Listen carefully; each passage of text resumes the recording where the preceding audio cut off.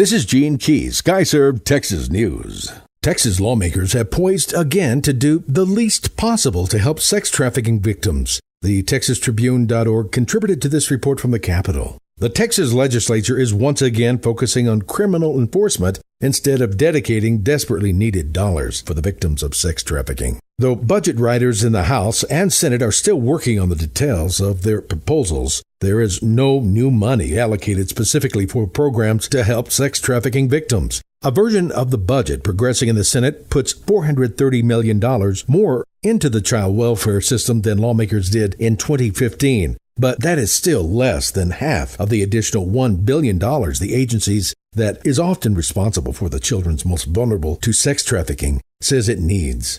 Former Texas Governor Rick Perry, now the U.S. Energy Secretary, speaks out about Texas A&M student president election, which elected an openly gay student. NBCDFW.com contributed to this report. Secretary Rick Perry is suggesting that the election that gave his alma mater, Texas A&M, its first openly gay student body president, was stolen. Perry was Texas' longest-serving governor until leaving office in 2015. He was also an A&M cheerleader. In an open ed published Wednesday by the Houston Chronicle, Perry maligned the election of Bobby Brooks, who finished second in voting but was awarded the presidency after top voter-getter Robert McIntosh had 14 incidents of voter intimidation and failure to file an expense report. Texas A&M University's first openly gay student body president is set to take office next month, making a milestone for the largest public university in Texas.